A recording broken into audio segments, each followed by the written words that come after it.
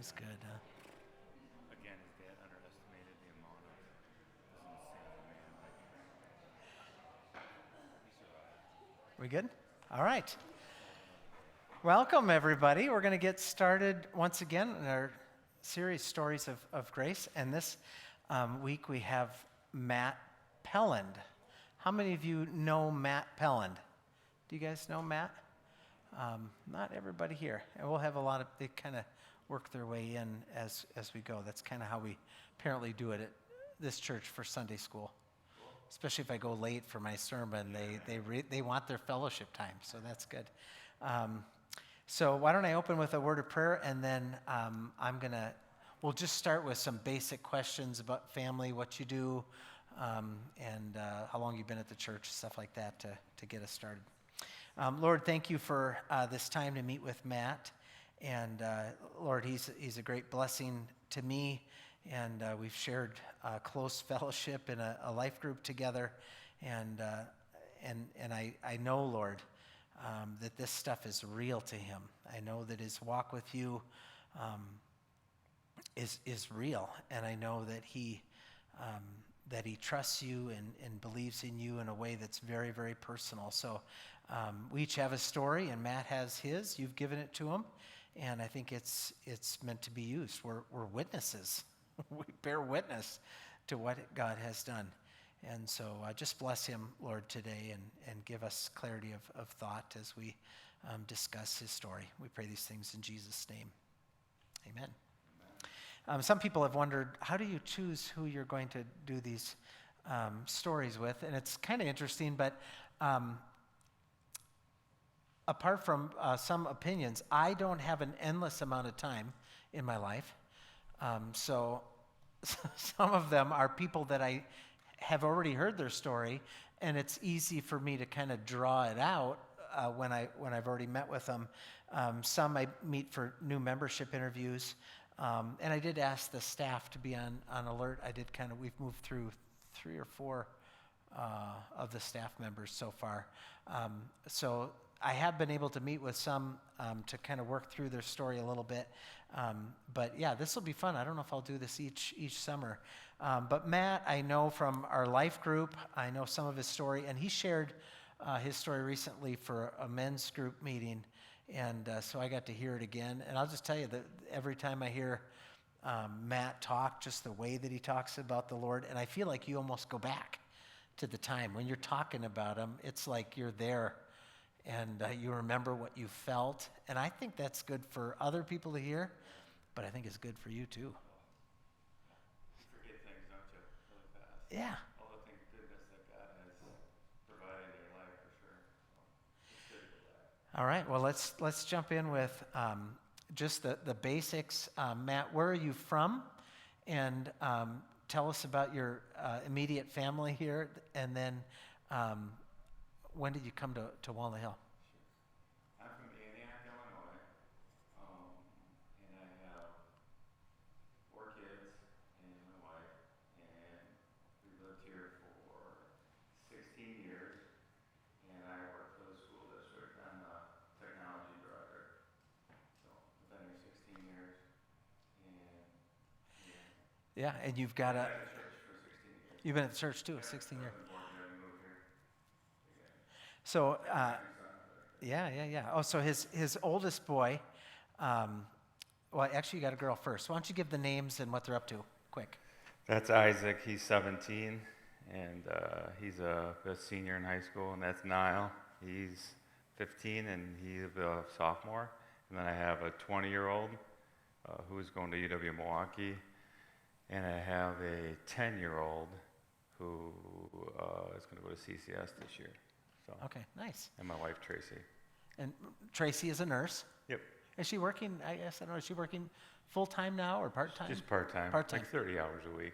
Oh, part time, Yeah, 30 yeah, hours. I kinda. think that sounds full time to me. Yeah. Especially nursing. I saw her I won't share that whole story, but I kind of teased her. She didn't see me, and I kind of jabbed at her a little bit when she was working as a nurse.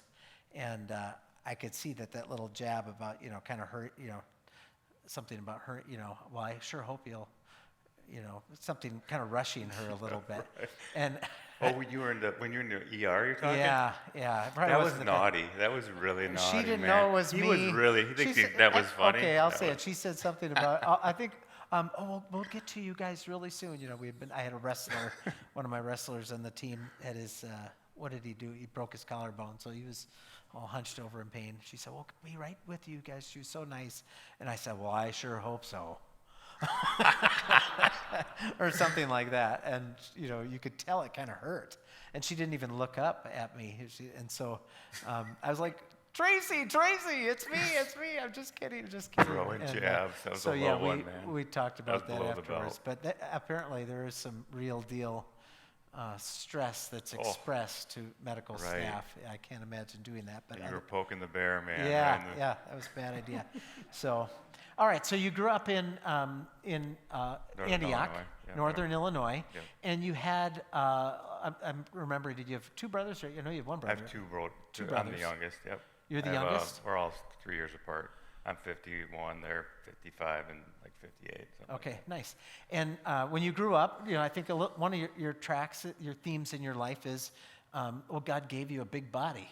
Yep, he did. Gave me long arms and Long big arms, and broad yeah, and so shoulders, you yeah. were very into athletics. Tell a little bit about your love for athletics and kind of which sports you Sure. tracked.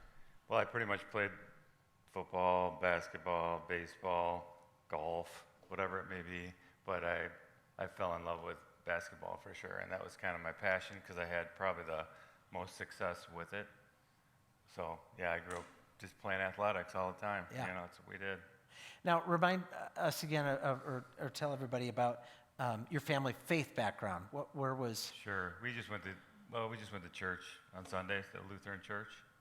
That's about it, you know. Got up in the morning and went to church pretty much regularly.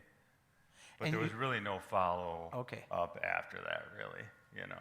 But And by that you mean you didn't talk about faith No. much in the home. Did you see inconsistencies? I'm not calling out your family, but I mean, it didn't seem like it was a personal walk No. in your family. my dad was super intense person, very hard-handed for sure. So I guess from my lens, I didn't see the real love in that at that time. And my mom had multiple sclerosis, so she was walking with a cane. She was in a wheelchair. So there's a lot of stress in our house. And my dad was like a vice president of a Motorola at the time, so he was a big wig. And again, and we're just knuckleheads, right?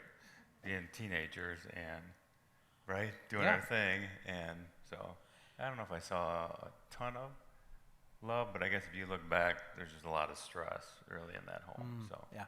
So I know it's hard to put yourself in the mind of yourself as a 15-year-old, 16.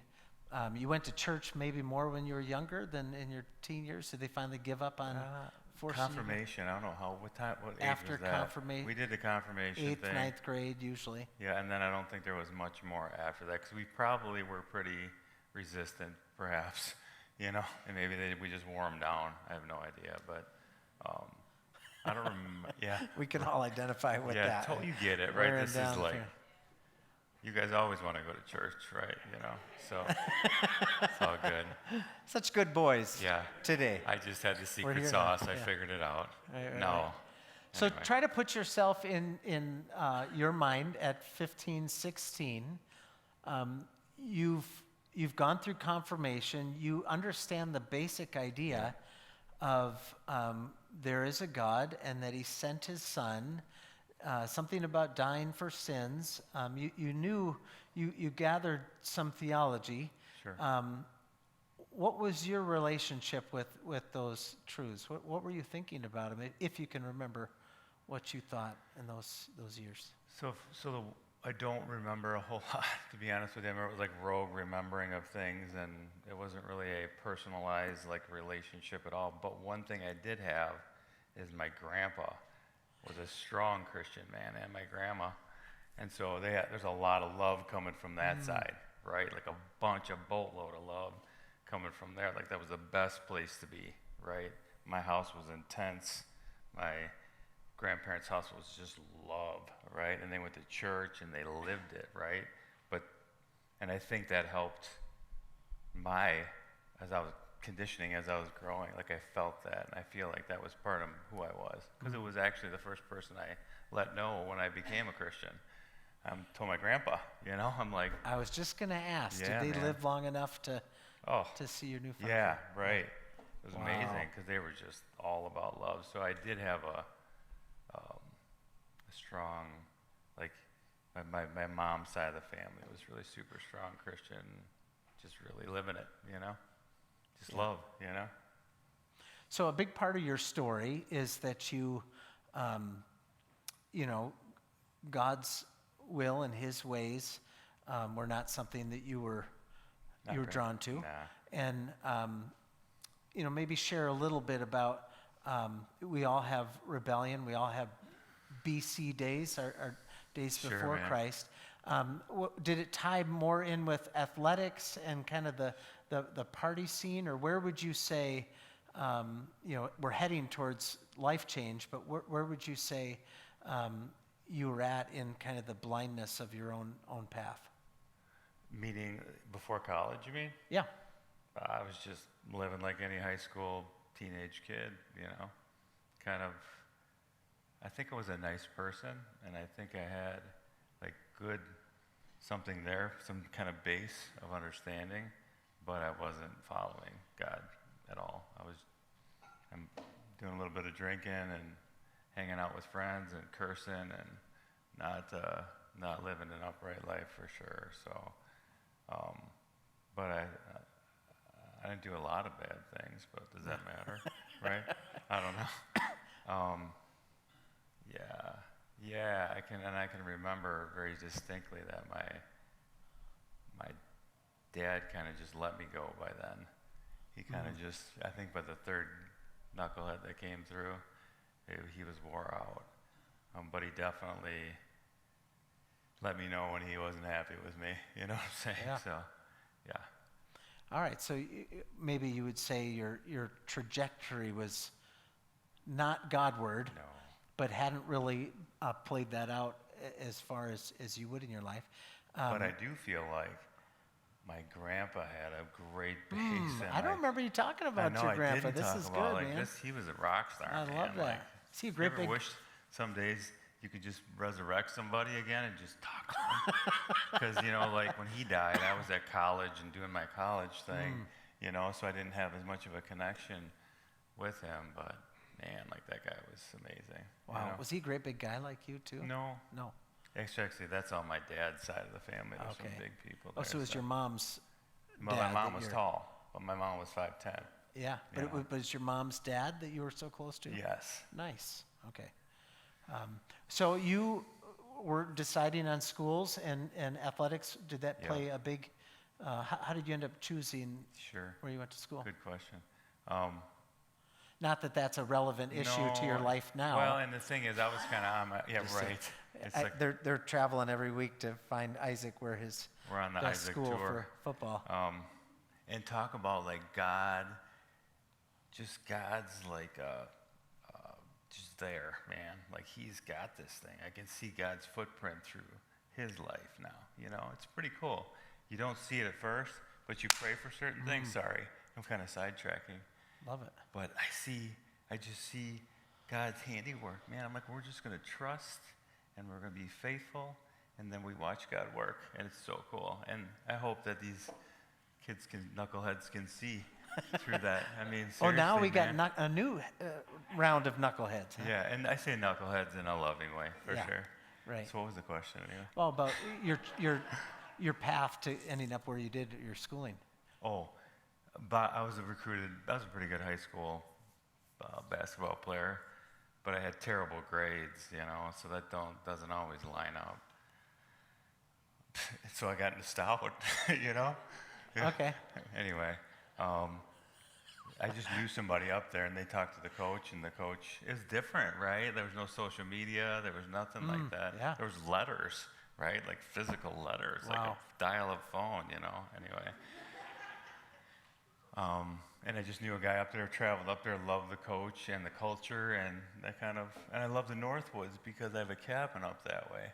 And my grandpa was always up there, Oh, right? And really? they owned a cabin, right? There's a connection there, right? And so I'm like, dude, Northwoods, up in the cabin, and I'm playing hoops, so it's good, you know. And that's how I ended up there, really. I had a Okay. lot of schools. I mean, I traveled. I didn't have the tour like he's on, Yeah. you know. Oh, he's pretty privileged for that. Yeah, it is. It's different. It's just Yeah. different, man. You Oh, know? I did the same thing with my boy. That Yes. was, not to overdo it here, Isaac, but man, those are great memories. Oh yeah, of we had to. We driving went to around. New York. Went to Cornell. Yeah. Right. I'm like, this is the best.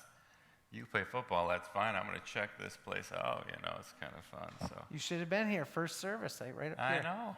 What a connection, Corn- right? A Cornell, not you guys, but Cornell wrestler and a Cornell gymnastics athlete. Yeah. They've been coming all summer. Yeah. But yeah. So I knew some people. There's a connection there, and we traveled up there, and I fell in love with that space. You know. Okay, nice. And obviously, once you know the whole story, you know that this is all like divine. Like this is Wow. all God just. Isn't that Like, crazy? right? It's so cool just to see his handiwork, man. Like, And he throughout could do it in a everything. different way if he had sent you somewhere else. He could have, yeah. But yeah, Yeah, then man. all of a sudden you're seeing, Boom. You know, it's Tracy's like, there, and you're yeah, gonna. yeah. All right, well, let's spell it out. Not trying to over dramatize your Yeah, sure. your issues, but I mean, you definitely got a taste for the world, and doing things, Sure. not doing things God's way. And I guess everybody's got a little different story. Everybody I talk to says, "Well, I don't have that interesting of a story," or, But I think, part of your story, and it's an important one. There is, I think some people idealize, athletes, Sure. and being able to, kind of take what you want of the dating scene and so forth. But give us a little bit of, how your life was. I know this does not go well, in pursuing maybe both your pursuit of Sure. athletics, but also, some of the stuff that went along with it. Well, at Stout, I was immediate starter on the basketball team. I was kind of a big shot, whatever, I don't even know, in my mind, right? That's what I remember. But I just was doing what a lot of college kids do, drinking and partying and kind of making my way through there and playing hoops, a lot of hoops, lifting weights, like just getting after it, because I was told, because me, I'm 110, if it's basketball, weightlifting, the other things too, I'm all in. So it's kind of what I was doing when I was up there. And yeah, for my freshman year, I kind of was just living that life, for sure. Mm-hmm. And it's going well in terms of your athletic success and worldly enjoyments, but you eventually get Yeah. to a I don't wanna place go that into that. isn't good at all. Yes. So after my freshman year, I came back, and then I came back to college. And starting my sophomore year, I had a guy who came from Minnesota, University of Minnesota. He transferred in, and you guys know him, Zach Alwyn. You guys know Zach, the Rhymes. He's We one of our support them. missionaries, Zach Allman. He's Zach here, and man. Becky. Again, like this whole God thing, it's pretty cool to be part of. But he transferred in, and he's like an All-American. He's a top-notch stud. And so would you look at him now, you wouldn't think that. But yeah, I wish he was here. Anyway, he was amazing, but he was a Christian, and the only Christian on the team. And he Wow. was just a ball buster, hard worker, just got after it, and we kind of connected. This is just your sophomore year? This is starting my sophomore year, Wow, and I'm like, okay. this guy is amazing, And now he's a Christian, which was just a little rough, because you're like, you don't want to hang out with that guy, because he's not going and doing the things that I kind of get myself into, right? But I did. I started meeting with him periodically throughout the beginning of my sophomore year. What do you mean by meeting with He him? would share his faith. He would just talk about Jesus. We would just meet independently in our dorms. He was like right down from me. And you're talking like hanging out, or Yeah, just hanging out. schedule meetings? Just Yeah. hanging out. Yeah. Yeah, Oh hanging yeah, like for a half hour or Okay. something. And then I just go do my thing like I normally do, right? Yeah. But he would give me the truth, and he'd be open up his Bible and sharing about God's goodness and remaining strong, right? He was like the only guy. And so I got a lot from him, and he was a good player too. I want to win, you know. So I'm like, this guy's amazing. But you never wanted to like hang out with them, hang out with them, right? Because they're kind of like, I'm doing my thing still, right? And this doesn't give you a license, right? Like I turned out okay. I'm just saying that's the scary part, right? No, Like, that's the truth. and that's an interesting point because I'm amazed how many times, people come to Christ and they really don't want their kids to have to learn the same lessons. Yeah. And I'm not calling out your kids, but I'm just saying tricky, that is know? a theme. And you don't want them to, but then, everybody has their own path. And sometimes you learn from what you learn and from them. I prayed about it, and I'm like, come on, man, because they're part of my story. There's some beautiful things that they have given me, honestly. But anyway, but he kept on, we meet, and, throughout the season we're playing. Wintertime comes around. Now, we're up at Stout when everybody's on vacation because we have to be there. Completely, and I'm hearing him, every week I'm listening, I'm meeting with him, I'm being with him, and I play with him, and the guy's just different, right? He's just different, right? But he's a butt kicker, right? And he's a hard worker, and I'm not trying to, but he's a hard worker, I right? respected him. And, I love that, and I'm just like that, man, and he's a Christian, and he lives it, man. And, we're up there at Stout, and everybody else is on vacation, and we got to do trips, and I remember being in the dorm all by myself, kind of depressed, kind of sad. It's bliss up there, you get up north, it's even worse than it is here. And I just remember, thinking, this is kind of stinks, this is not very much fun being here. And then my dad called me. It's kind of a weird thing. I don't know if I shared this with you last time, but my dad called and said, my childhood dog died, right? And I'm like, I love that dog. I grew up with that dog. My brothers were gone, and I trained that dog. Oh, I was crying. I was so sad. And I'm like, life stinks. This is not worth living. It was an immediate thought, it clicked in. I'm like, and now I'm up in the middle of nowhere. And crazy thing now, the next day, I wake up in the morning and I'm still kind of bummed out. And then we got to go play Platteville, right?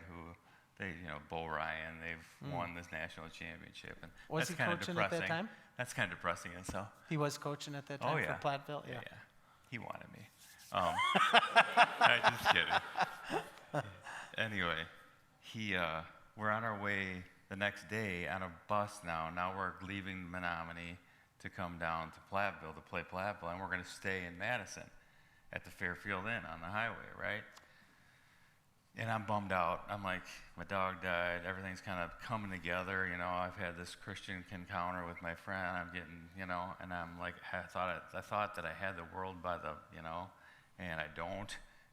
Things are kind of crashing in my mind. And I'm on the bus ride, and we stop at the Fairfield Inn, and as the coach is reading who's your roommate's going to be, right? And no one wants to stay with the Christian guy.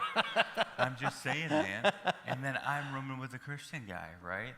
And that night, I basically laid it out. And I had been, communicating with, and I liked him, but I didn't want to room with him, and this isn't I'm not trying to, anyway.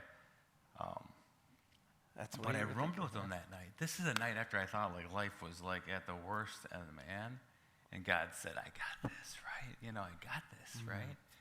And he rooms me with this guy, and I just laid it out, and I gave my heart to the Lord that night in the Fairfield Inn in Madison, man. Nice.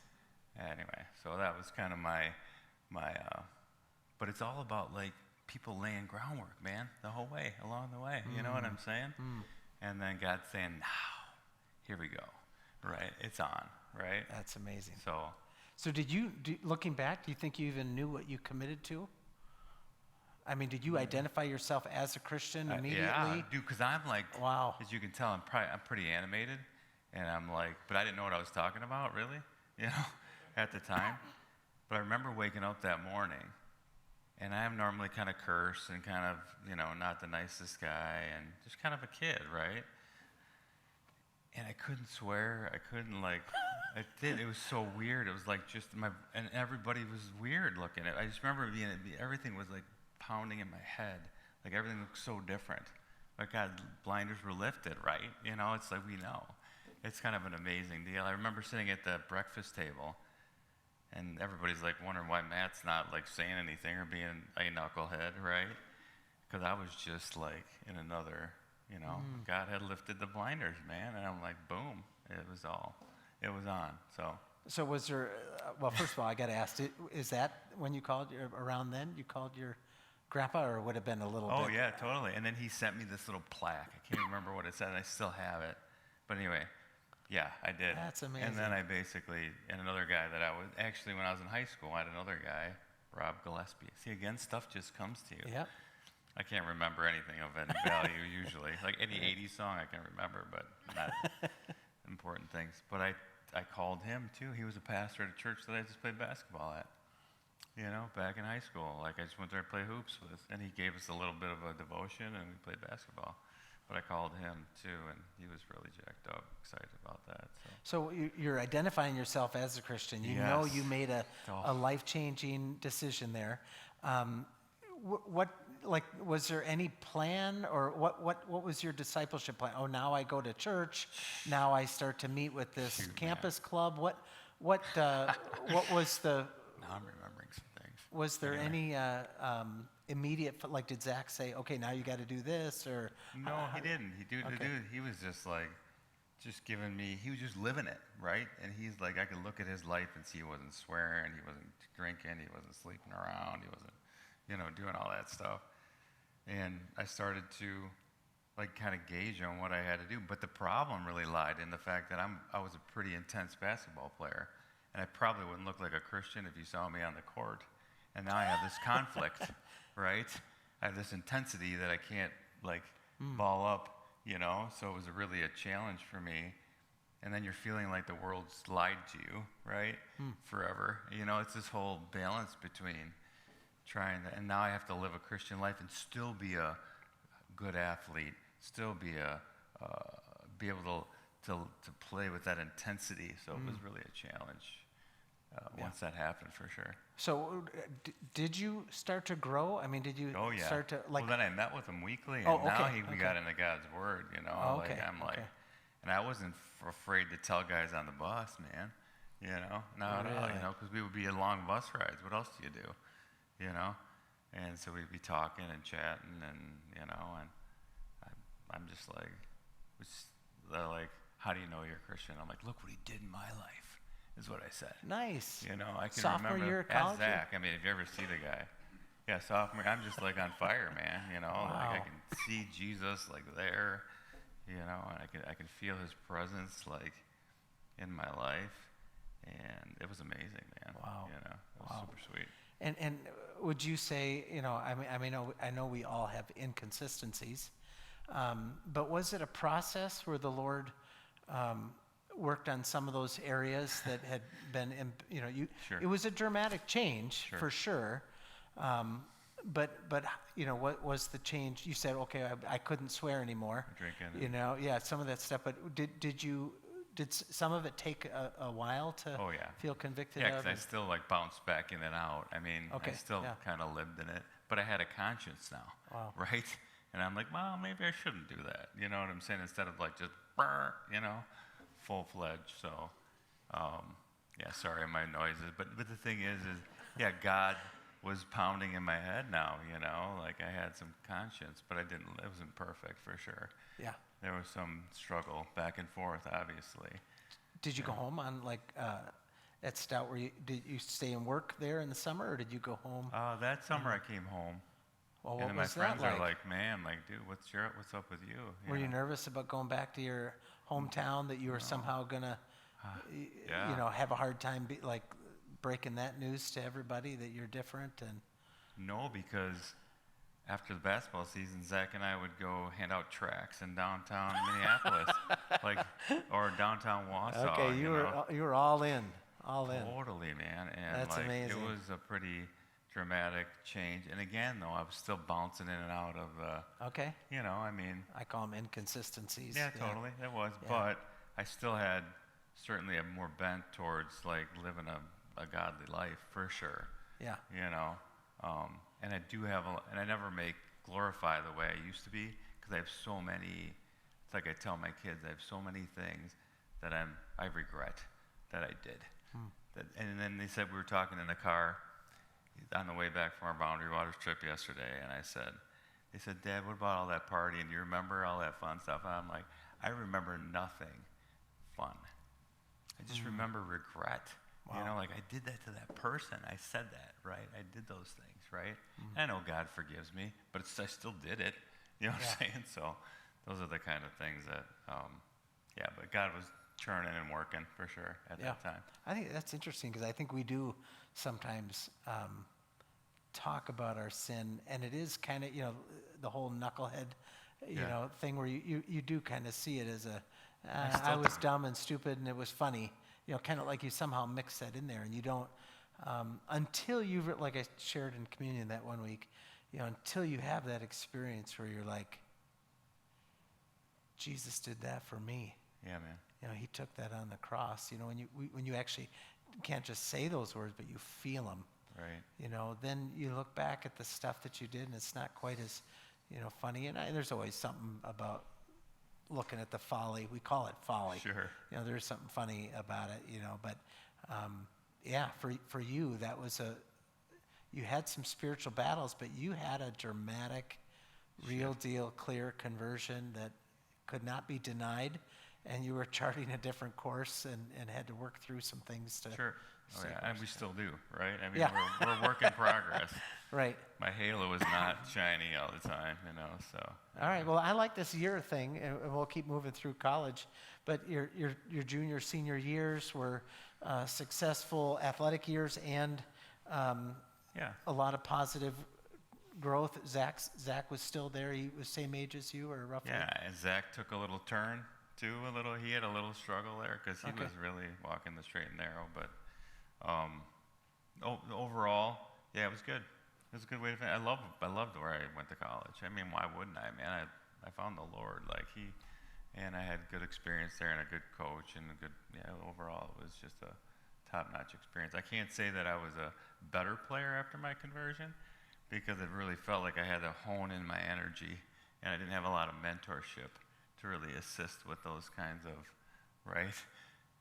Just to kind of play that game a little, you can still play it at a high level, but just honing it in, so whatever. Bottom line, it's just I think it's just basketball. Yeah, I think your story with Zach is very impactful to me to think about. I think a lot of our Christian kids don't realize they could be Zach in the story for somebody else. He wasn't pounding it in my head. He didn't tell me, you know what I'm saying? He was just living it. And then giving me the truth that, if I want to hear it, and testifying to how it was affecting him. And courage, right now. Like, this is life, right? Be courageous, Especially on a college athletics team. It's just, I don't know, now it seems like there's, I would, with my experience with my son being on a wrestling team. I think now, since Tim Tebow, there does seem to be kind of a cool factor to say you love Jesus. I don't know why. It's good on your Instagram thing to say I love Jesus, but then really you're into all sorts of There's stuff. no living it. Yeah, they're just really not. It's just like not just inconsistencies, but on the right path. But it's just kind of a goofy little thing. But I think when you say he was doing the hard work of being set apart, and testifying to how great it was to have that deeper peace that you get when you're walking with the Lord. Cool. I hope our young people, when they go off, why not be a Zach in somebody else's story? Well, that's what we're always telling them, man. Just plant the seeds, man. Like, do the, you know what I'm saying? Like, it takes courage, right? Right. Oh, and on the other end, if you need it, find a Zach. Find that guy that's there.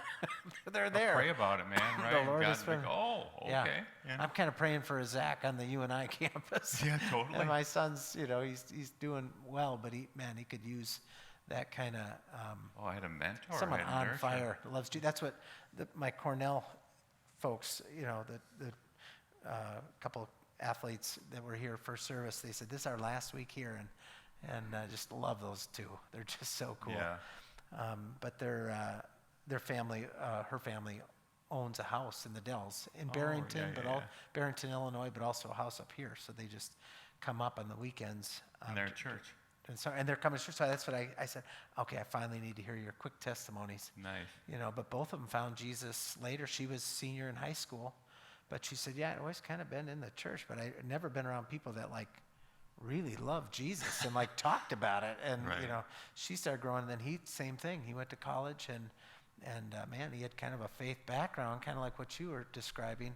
But it wasn't until injuries started piling up, and wrestling wasn't Right, man.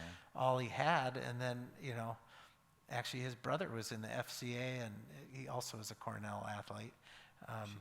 And they, he found Jesus. So yeah, I love that story. I mean, I feel like so many of our kids, when they go off to school, it's like, man, you're just praying that they have a Zach, or they have a FCA, or Right. or they have a Campus Crusade group, and they, man, you can grow so much when you're around other young people that are loving the Lord. Yeah, that's awesome. That's good. All right, well, I guess we should add Tracy to the story. Yeah, she's a rock star. man. How did you meet? Where did she come in the picture? So I graduated college, came down here, back to Antioch, and was looking for a job. And then I actually went to a party down in Chicago. I never go to Chicago. It's just a friend of mine. I was with a date. We went to a party, and I didn't really like the date. And Tracy picked me up. So I was planning on moving to Alaska, right? And I was on my way to Alaska the next day, actually. I met Tracy that night at this party. And then I left her, and I left, and I'm like, and I went for 2 weeks, and I was traveling through Alaska, and then I was probably going to just go up there and live in the bush somewhere, man, because that's what I like, And so I went there. So I met her at this party. I went and traveled up to Alaska, and she didn't think I was ever going to call her, because I met her once, right? And she gave me her number. Actually, she gave me the wrong number, and then she gave me the real number Nice. before I left, right? You didn't know that, man. That's a little trick. Could have been all different, holy cow. Anyway, then I came back, and I called her first thing when I came back, and we just fell in love, Wow. And she was in Chicago. I was caddying at the golf course, and I'm a teacher by trade, and I was an aide in a computer lab at one of the schools. And I was still living at home, and then I was traveling, and I was caddying, and I was traveling to Chicago back and forth. And she was wasn't. at UIC. Okay. She was at University of Illinois Chicago. She was be a nurse. So Yeah. And she wasn't a believer at the time. no, Yeah. oh no, but she knew that I was. Okay. Doesn't mean that we were living it perfectly, for sure. 'Cause Yeah. she wasn't. But no, yeah, she was not a believer. No. Well, how did she But come her to mom was a strong Christian lady. Yeah, I've met her mom many times. Yes, she's here beautiful. at the church. man. Yeah, Just a beautiful she woman. has been Oh, she's a fired up Christian unbelievable. for wow. Oh, So we got a praying grandpa, yeah. and we got a praying mom Yeah, man. Like, over here. That's a big part of your story. And then how does she come to know Christ? oh. I So- assume you had something to do with it. So we just fell in love, and then we had this amazing connection between the outdoors, right? I mean, I wanted to go to Alaska, and I just wanted to find a woman to go with me. Was really the end game, because I'm like, that being by yourself in Alaska, and then anyway, we did a trip out to Montana together, and for 2 weeks we just tripped it out there when we were dating, and we totally fell in love with Montana. And we came back. She says, "Matt, let's move to Montana." I'm like, yes, She's the one. like, this is amazing. And so we ended up, this is a long story, but the bottom line is we moved out there. We weren't married yet. We moved out to Alaska, or to Montana. I got a job in, Browning, Montana, if you know where that is. That's like in the far northwest corner, East Glacier National Park. amazing, right? So I'm like, this is like the bomb. And so now I got a job, went to a job fair, and I got a job at Browning. And then, because it was a crazy story, I went to this job fair, and she was looking for a job as a nurse, right? I go to this job fair before we moved out there. So we took a trip. We're going to move there now. We flew back out to go to a job fair, and I go to the job fair, and she goes looking for nursing jobs. And Browning, I was interviewing at Browning, and I had some computer experience. And they hired me on the spot. I'm like, why is there 50 openings in Browning, Montana? But I don't care, man. I just want to go, And they hired me, and they said, hey, we'll hire you. And I said, well, my wife's looking for a job. And like, they didn't even met her. And they're like, what does she do? And they're like, she's a nurse. And they go, well, I'll reopen a position at one of our elementary schools as a nurse if you take the job. And so I got me a job and her a job. It was awesome. It was like, we were loving it. It was so cool. And so we ended up, man, Browning is a rough place. It's like a third world country, isolated. It really is. I mean, these Indian reservations are very, very remote. 98% unemployment, right? You're talking. It's a crazy place. Rabid dogs, and it's just a crazy. But anyway, that's what we moved there. And we moved into a little house, like somebody's summer a rental place, and she knew that we weren't going to get married or do anything until she gave her life to the Lord. I mean, I was like, dude, I can't marry you. I can't do this stuff. And then she just gave her life to the Lord in the March of 1998. And then the next week, I asked her to marry me. And then we got married 3 months later in a field of flowers. We just pulled over on the side of the road, and we were going to a church. We were there. I shouldn't say we were going to church. She wasn't a believer yet. And then we got married. So she gave herself to the Lord in March, and then we got married in June of 1998. Okay, yeah. Now, I have always heard that her story was very much tied into your hike. Are you comfortable sharing that story? Hike, what do you mean? Well, you guys, yeah. She became, so basically in 1998, that was a big year. In March, she became a Christian, and then we got married in June 22nd of 1998. Did you really? Yeah. That's 2 days after we got married. And that's my grandparents, they got married on that date. So that was like a Monday. I don't even know, dude. Oh. Come on, man. I know, I got married on a Saturday. Don't do this to me, man. I have no idea. All I know is I chose the same date that my grandparents.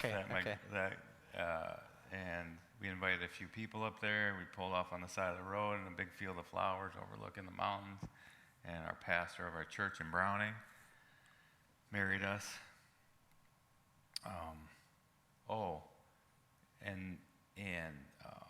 And then in October 28th, 1998, Tracy and I decided to go for a hike. Is what you're talking about? Yeah. And we decided to go for a hike in many glaciers. So now you're talking almost in Canada, and this is October 24th. 24th, yeah. Nobody's out there. Nobody parked. We loved it, right? Now we're hiking to a remote location, and then we're just going to do a day hike, 5 miles in, 5 miles out, Cracker Lake. And we pulled in the parking lot, not one person there. And we're like, this is awesome, man, right? And we start hiking, and we see the cub prints on the trail, and we're just loud. We know how to hike in bear country, and we've done this stuff. And I have bear spray, and she has a backpack on. We didn't have any money, right? She has a backpack on. I got the bear spray. She's got the food. I got the bear spray. And we were hiking along this ridge side, right? And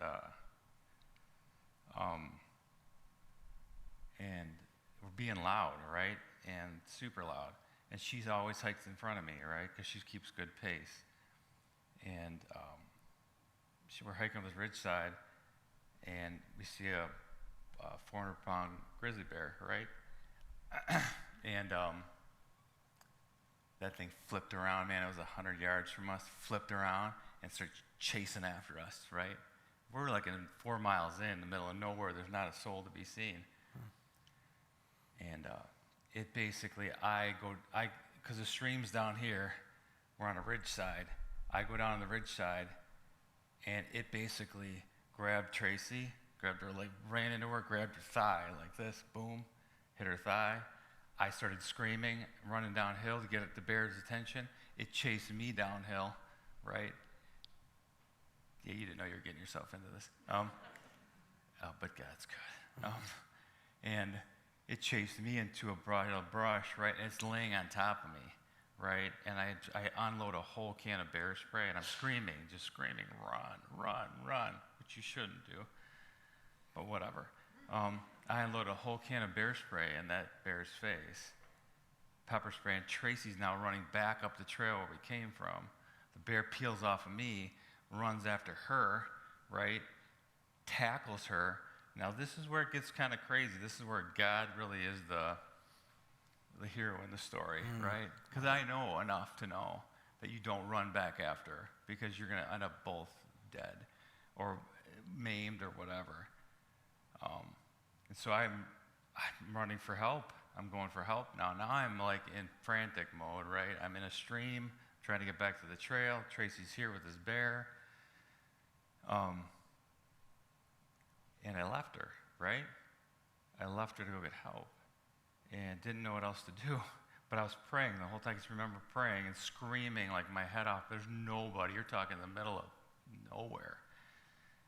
And I'll tell you her story. So I'll tell you mine first. So I'm going through this bramble, through streams to get back to the trail so I can get back to the trailhead, right, to get help, right? Because we just been attacked by a 400-pound grizzly bear, right?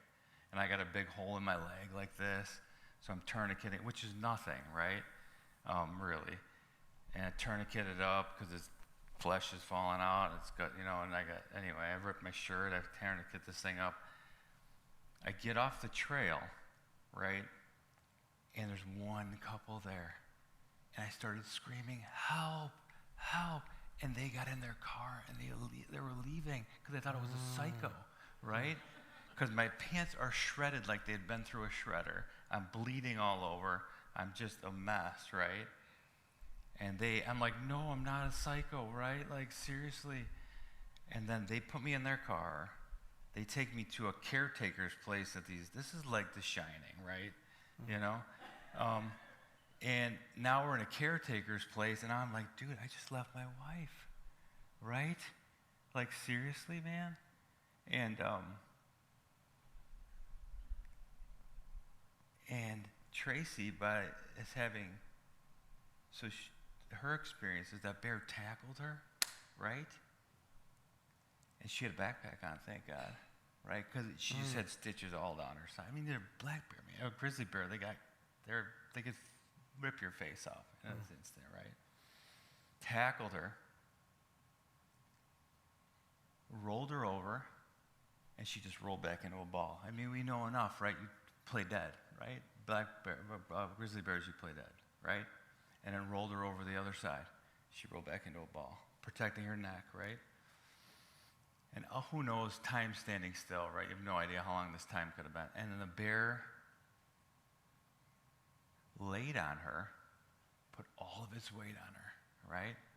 Laid on her, grabbed her head, back of her head with its mouth, lifted it up, and then dropped it, and then gone, right? And she's there thinking, I'm dead, singing hymns.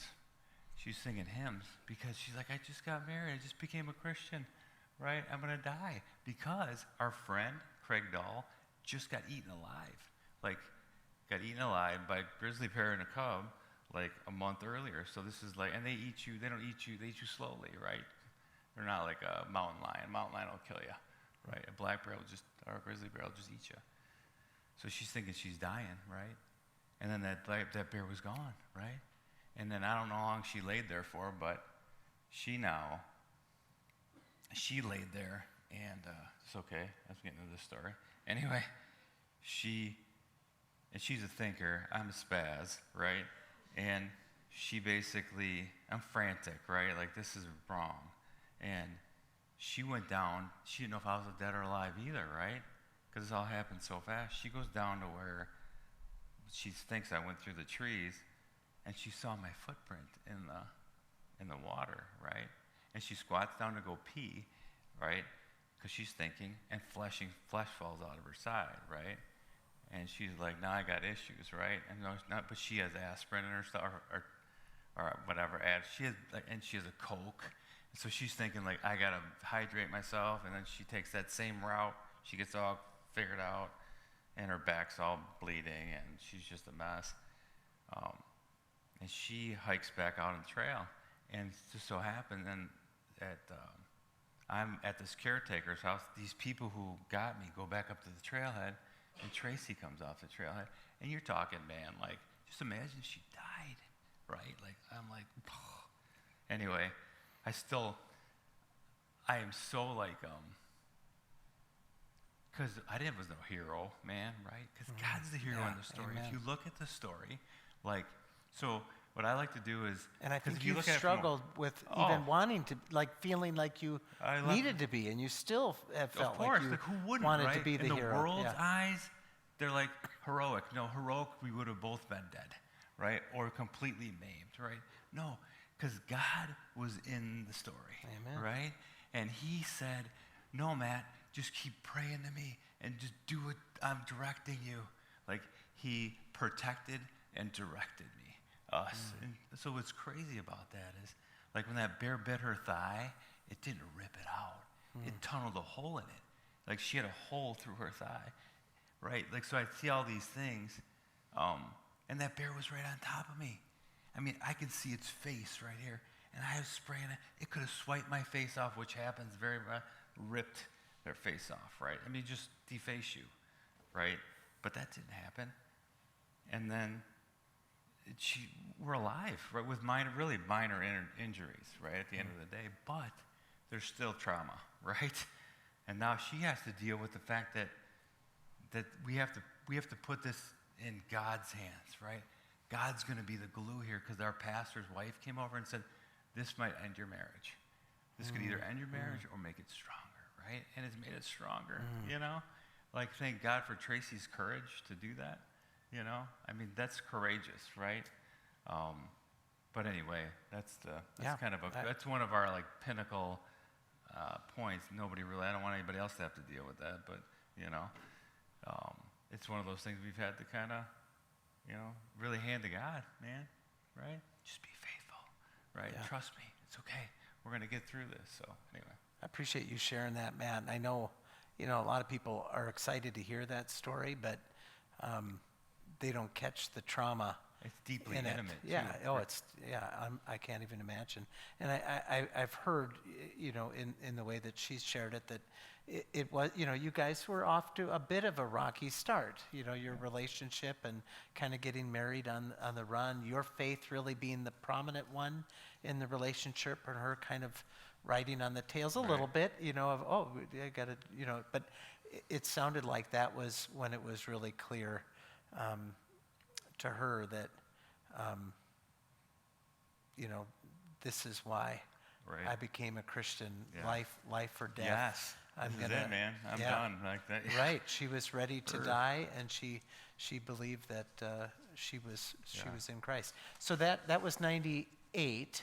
October. And then you moved to Baraboo when? Dude. Oh, was it too much? Well, 16 years ago. That 2006, I think. Okay. Yeah. So you stayed out there for a while? No, we did. We went to Anago for 5 years. Anago, yeah, okay. Yeah. So really, after that bear attack, like, we lived in the mountains, right? It kind of took the fun away from it, you know, like, right? Like, you just don't have that peace anymore when you're out there, right? There's a little extra sense going on in your head, even though you're probably safe, man, right? Like, what's the chances you get attacked by a grizzly bear twice, right? So you think you're safe, but it just took a little bit of. How was she discipled? The two of you, when you came on the scene in 06, 07, whatever it was, you clearly had been growing in your faith, and she had a praying mom, but did you get involved in a church? How did faith when you In showed Anago? up? Yeah, Oh yeah, like part of Anago Community Church. Yeah, great mentors there. We had a great church. nice. A lot like this church. And a lady that was from here, gosh, Reese, somehow she was connected with Okay. the Reese's down here. Somebody, yeah. She's knew- like, oh, if you go to that church, when you move there, like, go to this church, right? To Just- Walnut Hill? Yeah. Yeah. And how did it end up now, Zach? You got a job at, Zach's dad was the superintendent of schools In in Anago. Baraboo. In Anago. Well, here too. And I know. And then he moved to Baraboo. Yeah.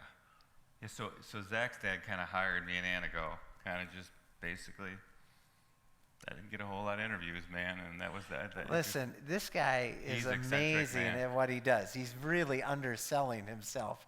And I know he oversees all the technologies for all the Baraboo schools. Right. So don't buy it. He's a Yeah, but great the way candidate. I was hired was probably not traditional. Okay. Right?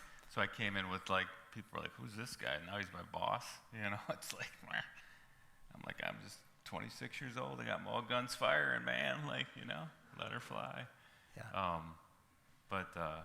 Yeah, I went up there for 5 years, and then he was here. But when I moved here, he was the superintendent, but I told him he can't be part of the interview process because I'm going to do a traditional like interview.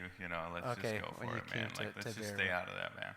Yeah. Well, I can tell everybody is kind of in awe of all that Matt does in the schools, and the technology departments at Baraboo are fantastic. Well, just maybe finally, as we Yes. close our time here, just looking back, amazed at what God Yep. has done in your life, and now you've raised kids, and I'd love to ask more about that now, but we're out of time, so I'll let those guys be rescued. But just when you look back and you see all that God has done and where He's taken you, we're calling this stories of grace. Where do you see God's grace in your story? Where do I see God's grace? Man, I see it everywhere. Like, it's interesting. Like, you talk about my kids. Like, Isaac's got type 1 diabetes, man. Like, talk about God just trust me throughout this.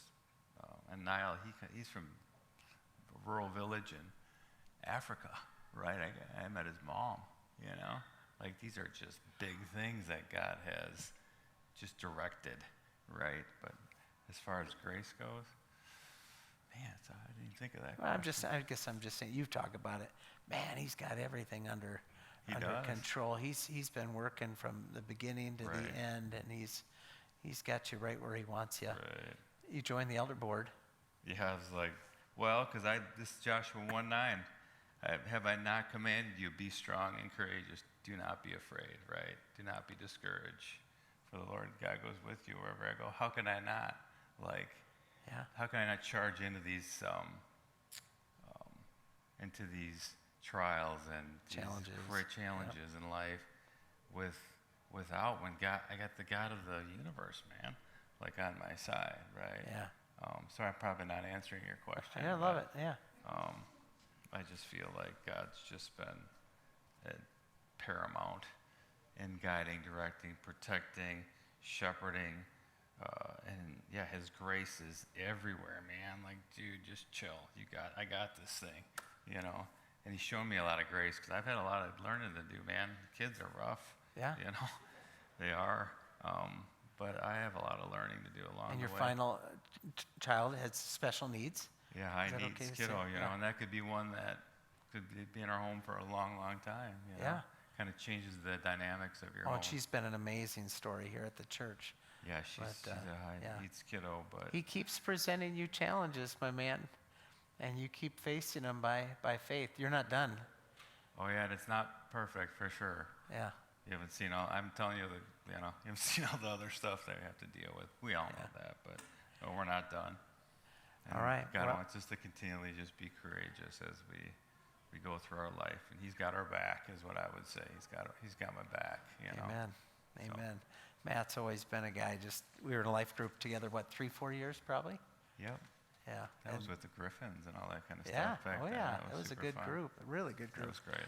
But yeah, I know your heart for sure. Well, we're in it with you, man. Hey, thanks Through for the doing ups that. and downs. Let's thank Matt for sharing with us today.